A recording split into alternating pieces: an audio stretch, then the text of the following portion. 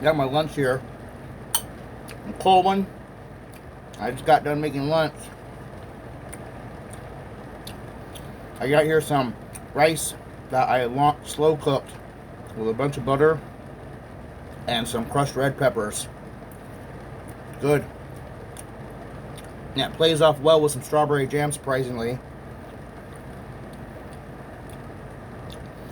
And I made beef and broccoli.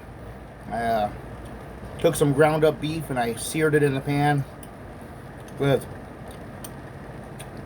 some pomegranate vinaigrette,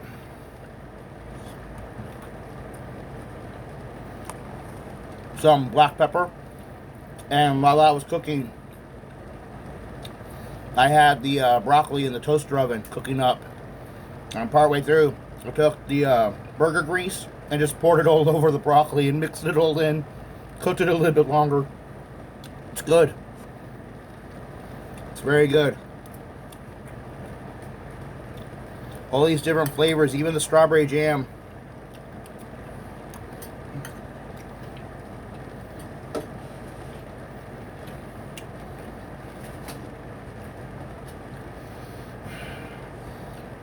I know there's people out there with worse mental health than me. I've been there where it would have been a chore to even cook that up.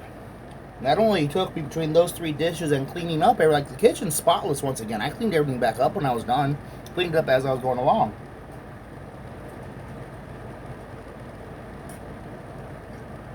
Of course, I'm sure the 3 of these of coffee I drank while I was doing it helped.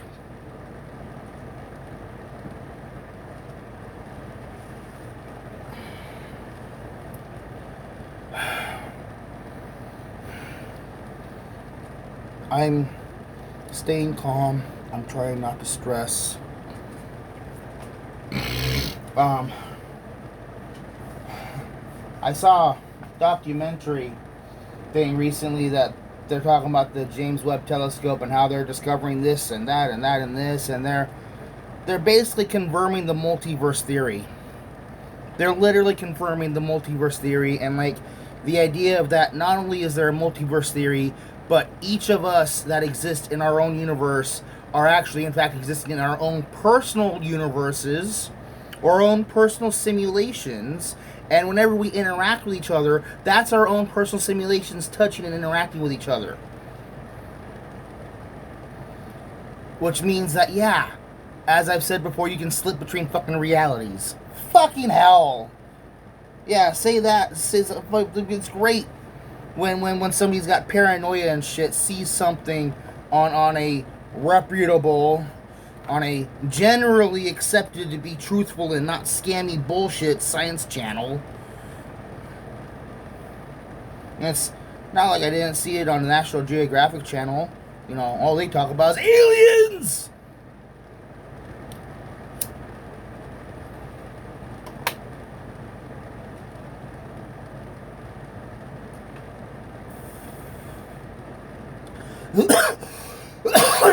The multiverse is spiraled and layered, and our perception of it is layered.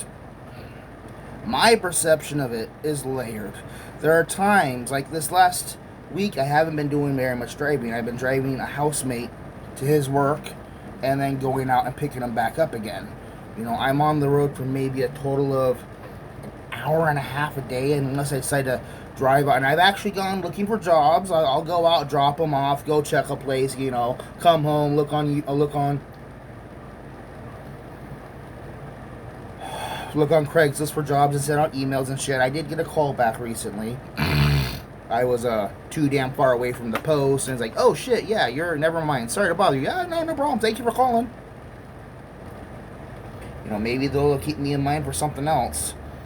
It's not like I don't put my address right there in like the first page of my. If he saw my work history, he saw my residential history, and he saw where I lived.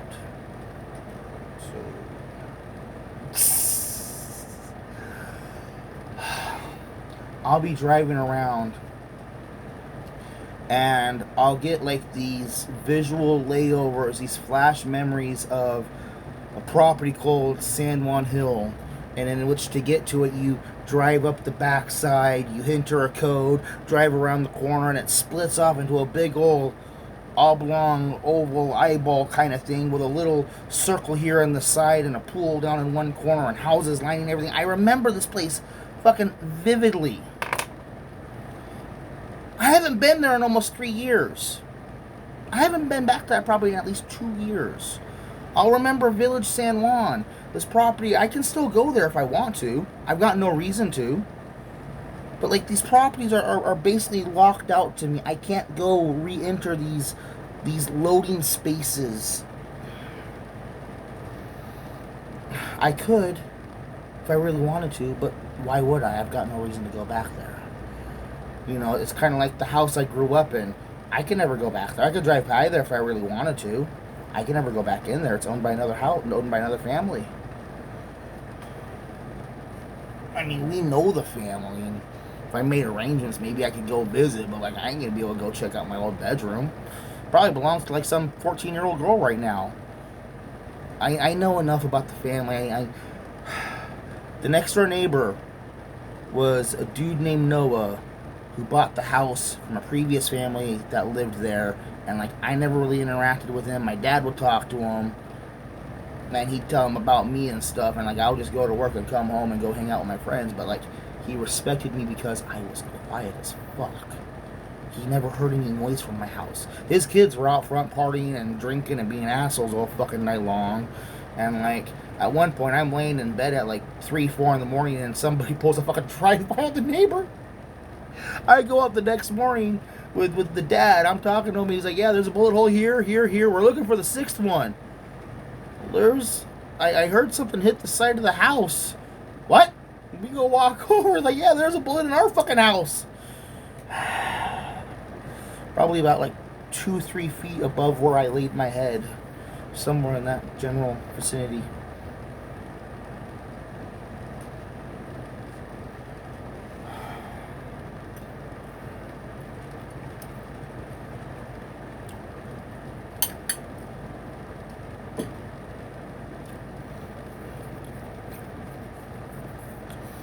And like having these layover memories of not so much the house I grew up in. Okay, that remembering the house I grew up in would be nice. Remembering a more vivid detail would be nice. Because like I say 2 properties, but like I've visited at least 20, 30. I've done at least 20, maybe 40 different properties over the last 5, 6 years of doing vehicle patrol. And like just every once in a while they'll just layer over each other. It's like, why am I thinking about this random property that has nothing to do with anything? And what sucks is that sometimes I'll get triggered off and I'll remember how this stupid thing happened at this property and how that reminded me of this stupid thing and this stupid thing. And it's like the bubbles coming up from the garbage underneath the boat.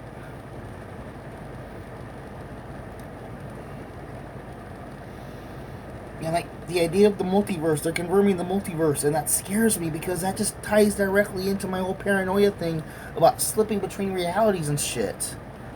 I mean, now remember, I carry my bedroom with me basically. I know I don't actually carry my bedroom with me, okay?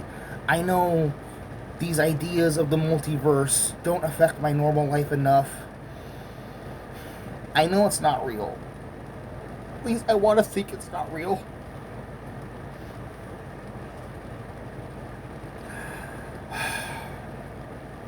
But like, sometimes, part of why I think that the multiverse is real is that all the times where I push back against somebody who's being abusive and somebody in authority tells me to stop, calm down, relax, it's like, for a moment, did I really slip realities and trade places where I was the bad guy? And it's like, that's got to be the only logical explanation.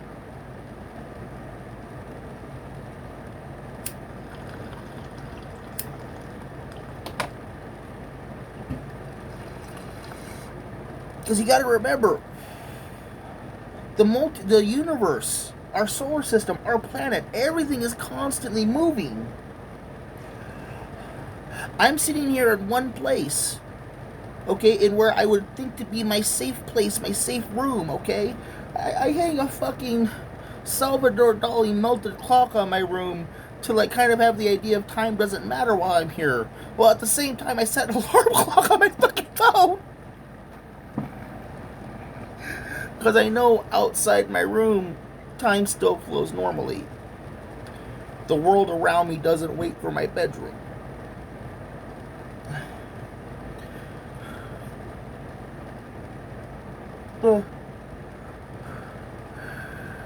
But like, even though I'm sitting here in my room, I'm on the side of Earth. Here's Earth inside the universe, inside the galaxy, okay, inside the solar system. Here's Earth. I'm on the side of Earth, and Earth is spinning around, spinning around. So I'm still going in a spinning motion. I can't feel it. You can't feel it. Nobody actually feels it. Because of relativity, the planet's so fucking big and we're so freaking small on it that we're still spinning and spinning and spinning. But here, not only are we spinning in place, but then we're spinning around the sun. And here's the scary part. The sun doesn't sit in place. She spins in place also. And she's going upwards in a spiral. So we're all spinning around. And then the galaxy itself is spinning around and everything else. Ah!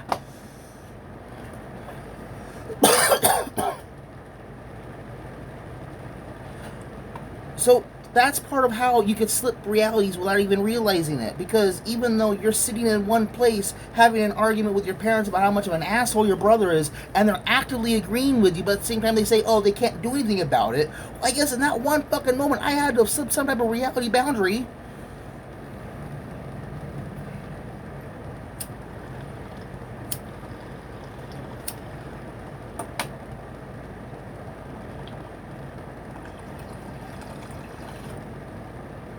Slip rail drive is Takare knows more about it than I do, and no, he's not going to get on camera and explain it. But slip rail drive is something that his species uses. It's basically their hyperspace, okay. And hyperspace has all the conduits, okay. But hyperspace isn't so much about conduits; it's having open lines of traverse, where there's enough chance that you're not going to crash into something. Okay. Slip rail is constantly moving and changing and rearranging. So while you're inside the slip rail, you got to be ducking and dodging and swooping and turning because it shifts and bends around star systems. Sometimes these slip rail conduits will pass through star systems. And fortunately, the way slip rail works is if there's an occasion where a slip rail conduit is directly intersecting a stellar body, you actually get kicked out of slip rail like hundreds of light years beforehand. Like it just dead ends and doesn't work until that section has moved past that planet. And it's similar to hyperspace. Except for there's more conduits, more routes, and it's a lot faster because instead of being stuck on one highway, you got all these tiny little tubules and shit going all over the damn place, and sometimes you gotta drop out of them because a conduit just ends. And in that case, probably somewhere further down the line, as I said, it's intersecting a planet. Okay. Well, see, that's the scary thing, These conduits are made out of star patterns. These conduits come out of the stars. They're photonic conduits.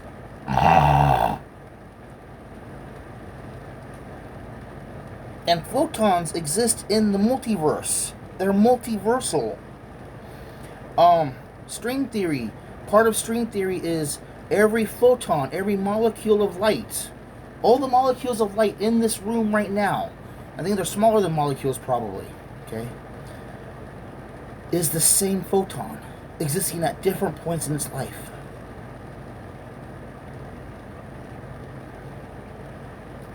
And in some multiverse theories, those photons exist across the multiverse. The same photons coming out of my lamp are the same photons across 4 or 5, maybe even 500 multiverses. And that ties back into the photonic corridors of slip rail.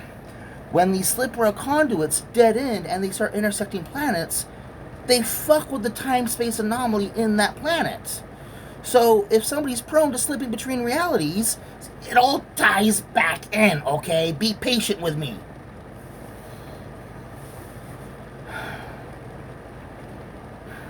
You're gonna have to get a chalkboard back here with little paragraphs and, you know, Venn diagrams and strings and shit, right? But like, when that slip rail corridor intersects with a planet, it can cause people to slip back and forth between their different quantum realities. And if the quantum realities are 1 or 2 off, you know, it wouldn't be difficult to pop in for a few seconds, then pop back out.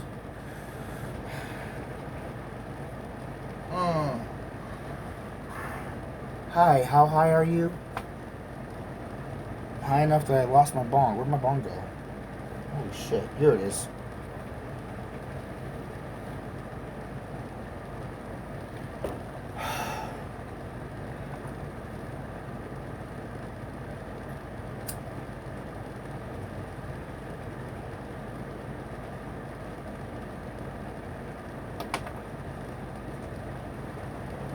Oh shit.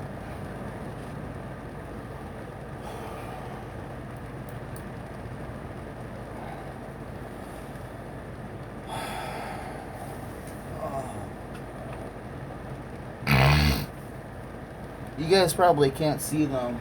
I should probably pull them down sometime. Get Talk Ray to review them. I got the Final Fantasy Advent Children. Final Fantasy Spirits Within figures up there.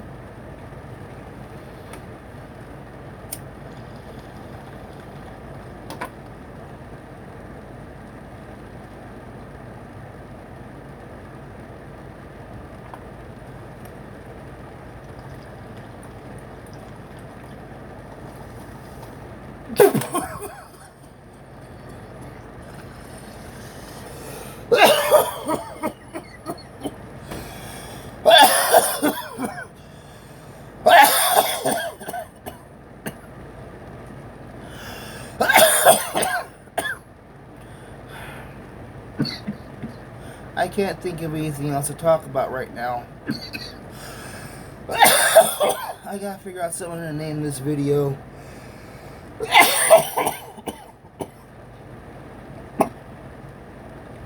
Slipping between layers of reality. Alright. I got Transformers to review. Talk to you guys later.